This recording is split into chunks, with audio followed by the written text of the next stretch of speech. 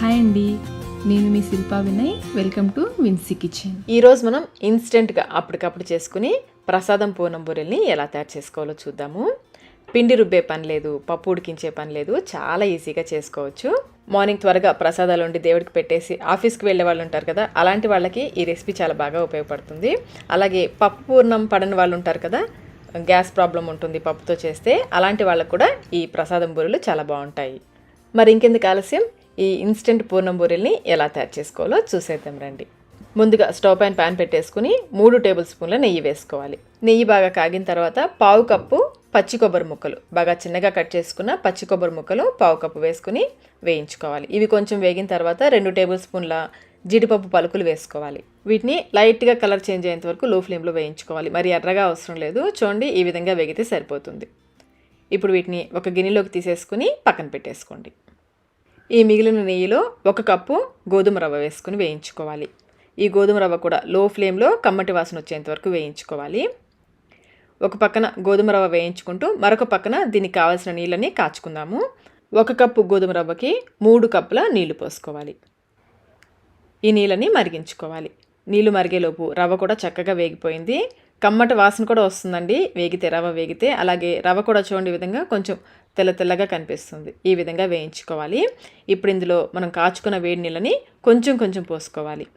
మీరు కావాలంటే stove off చేసేసుకుని నీళ్లు పోసాక మళ్ళీ ఆన్ చేసుకోవచ్చు. ఒకేసారి ఫాస్ట్గా పోసేసారంటే పొంగినట్లుగా అయిపోతుంది. నిదానంగా పోసుకోవాలి. నీళ్ళన్నీ పోసాక ఒకసారి ఈ నీళ్ళలో రవ్వ బాగా కలిసేలాగా కలుపుకోవాలి. ఇప్పుడు మూత పెట్టేసుకుని లో ఫ్లేమ్లో ఇది బాగా దగ్గర పడేంత వరకు ఉడికించుకోవాలి. చూడండి నీళ్ళన్నీ ఎగిరిపోయాయి కదా, ఈ విధంగా పొడిగా ఉడికించుకోవాలి. ఒకవేళ మీకు రవ్వ ఉడకలేదు అనిపిస్తే మరికొంచెం వేడి నీళ్ళు పోసి ఉడికించుకోవచ్చు. నాకైతే రవ్వ చక్కగా ఉడికిపోయింది. ఇప్పుడు ఇందులో 2 కప్పుల తురిమిన బెల్లం వేసుకోవాలి. 1 కప్పు రవ్వకి 2 కప్పుల తురిమిన బెల్లం వేసుకోవాలి. ఈ బెల్లం ఇందులో బాగా కలిసేలాగా కలిపేసుకుని మనం వేయించి పెట్టుకున్న కొబ్బరి జీడిపప్పు పలుకులు ఉన్నాయి కదా, అవి వేసేసుకోవాలి. అలాగే 4-5 యాలకుల్ని మెత్తగా పొడి చేసి వేసుకుని ఇవి కూడా ఇందులో బాగా కలిసేలాగా కలుపుకోవాలి. ఇలా బాగా కలిపేసుకుని మళ్ళీ మూత పెట్టేసి లో ఫ్లేమ్లో ఇది బాగా దగ్గర పడేంత వరకు ఉడికించుకోవాలి. మాడిపోకుండా మధ్యలో కలుపుకుంటూ ఉండాలి. ఇది ఇంకా పలచగానే ఉంది కదా, మరి కొంచెం దగ్గర పడేంత వరకు ఉడికించుకోవాలి. నీళ్ళన్నీ కూడా పూర్తిగా ఎగిరిపోయాయి చూడండి.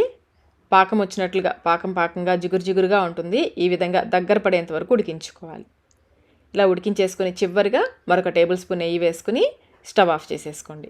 దీన్ని ఇలాగే గోధుమ రవ్వ కేసరిలాగా ప్రసాదంగా పెట్టేయచ్చు, అలాగే పూర్ణం బూరెలు వేసేయచ్చు. ఒకేసారి 2 ప్రసాదాలు అయిపోతాయి. ఇప్పుడు దీన్ని కొంచెం చల్లారనివ్వాలి. గోరువెచ్చగా అయ్యేంతవరకు పక్కన పెట్టేసుకోండి. ఈలో మనం పైపిండి కలుపుకుందాము.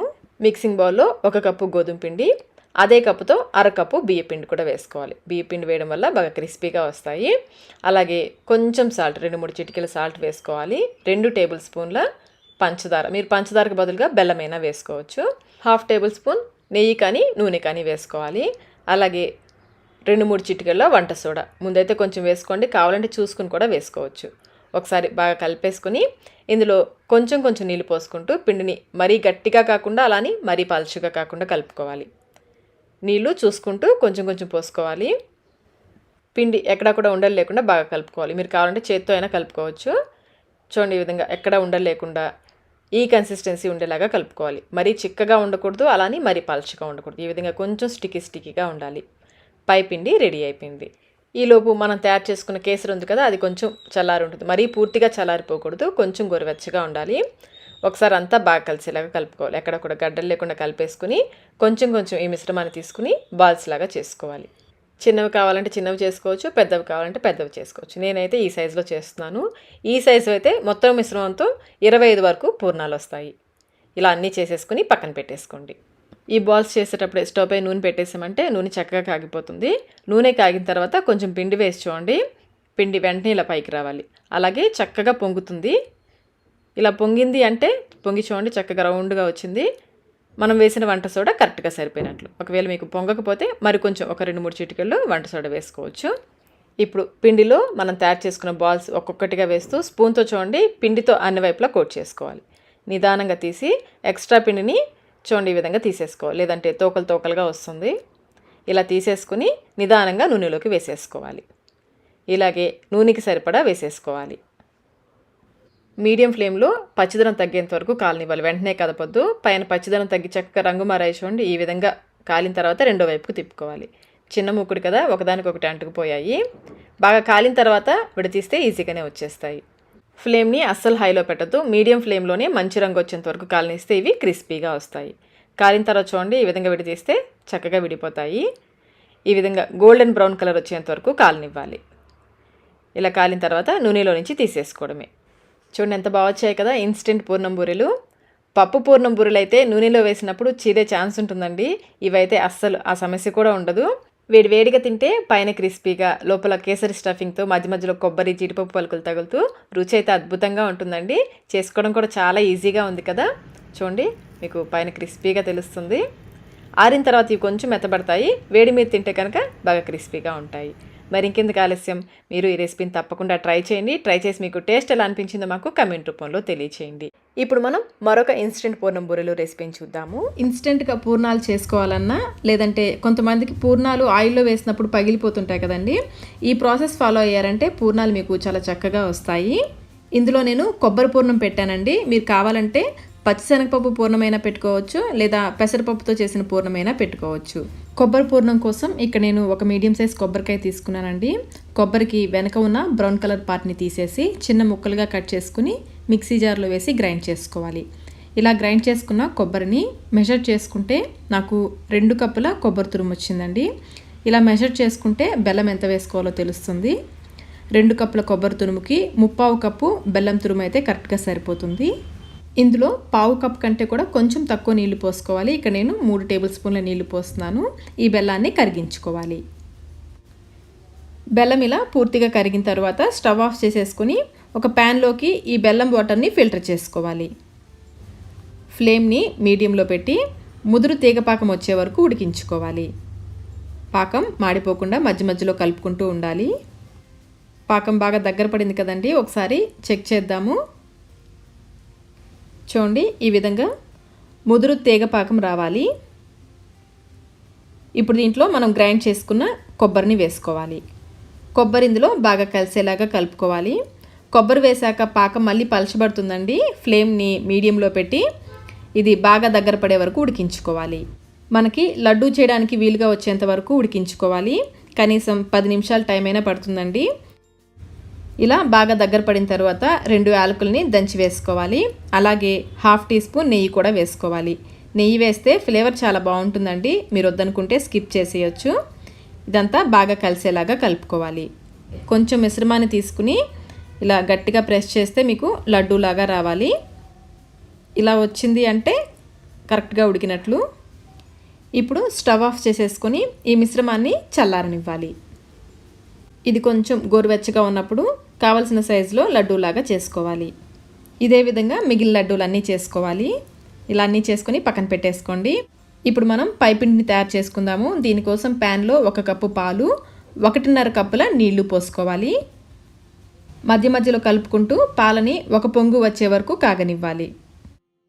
పాలు ఇలా మరుగుతున్నప్పుడు దీంట్లో 2 టీ స్పూన్ల పంచదార వేసుకోవాలి. పంచదార వేసుకున్నాక ఒకసారి కలుపుకొని ఫ్లేమ్ని లోలో ఉంచి దీంట్లో 1 కప్పు రవ్వని, ఉప్మా రవ్వ, బొంబాయి రవ్వ అంటారు కదండి, సూజీ రవ్వ, 1 కప్పు రవ్వని కొంచెం కొంచెం వేసుకుంటూ కలుపుకోవాలి.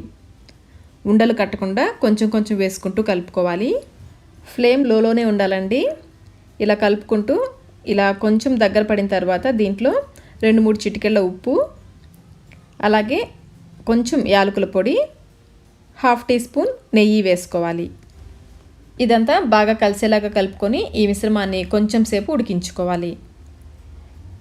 స్పూన్తో ఈ విధంగా మ్యాష్ చేస్తున్నట్లుగా కలుపుకోవాలి. కన్సిస్టెన్సీ చూడండి, ఈ విధంగా ఉన్నప్పుడే స్టవ్ ఆఫ్ చేసుకొని మూత పెట్టేసి ఈ మిశ్రమాన్ని కొంచెం చల్లారనివ్వాలి.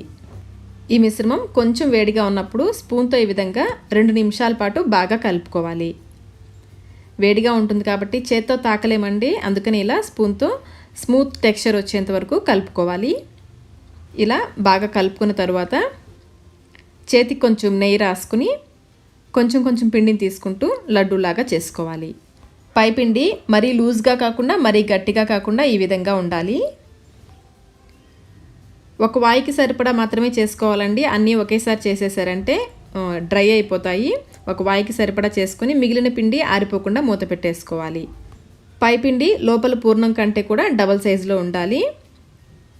ఇప్పుడు దీన్ని ఈ విధంగా అప్పాల్లాగా ప్రెస్ చేసుకొని లోపల ఈ కొబ్బరి లడ్డూని పెట్టాలి. నిదానంగా దీన్ని క్లోజ్ చేసేసుకోవాలి. ఇలా లైట్గా ప్రెస్ చేసుకుంటూ క్లోజ్ చేసేసుకోవాలి. పూర్తిగా క్లోజ్ చేసేసాక ఇలా రోల్ చేసుకోవాలి.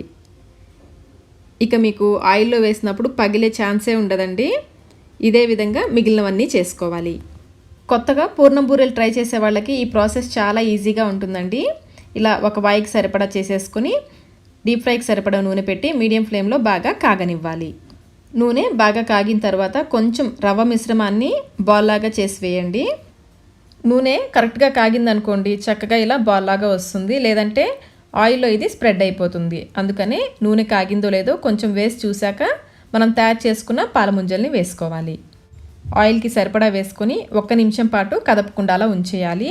ఫ్లేమ్ మీడియంలోనే ఉండాలండి. 1 నిమిషం తర్వాత నిదానంగా కదుపుకోవాలి. ఇలా మధ్య మధ్యలో కలుపుకుంటూ గోల్డెన్ బ్రౌన్ కలర్ వచ్చేంత వరకు వేయించుకోవాలి. చూడండి ఈ విధంగా మంచి రంగు వచ్చేంత వరకు వేయించుకోవాలి. మీడియం ఫ్లేమ్లో ఇలా వేయించుకుంటే వేడి మీద చాలా క్రిస్పీగా ఉంటాయండి. ఇవి చల్లారాక కొంచెం సాఫ్ట్గా అవుతాయి. ఇదే విధంగా మిగిలినవన్నీ చేసుకోవాలి. అంతేనండి, ఇన్స్టెంట్ పూర్ణం బూరెలు. వీటిని పాలముంజలు అని కూడా అంటారు. రెడీ అయిపోయి చాలా చాలా రుచిగా ఉంటాయి. పాలముంజలు చేశాక పైపిండి మిగిలిందనుకోండి దీంతో అప్పాలు చేస్తే చాలా టేస్టీగా ఉంటాయి. సరిపడా పంచదార కొంచెం సోంపు వేసుకొని కలిపితే మనకి పిండి పలచన అవుతుంది. అప్పుడు దీనికి సరిపడా గోధుమ పిండి వేసుకొని గట్టిగా కలుపుకోవాలి.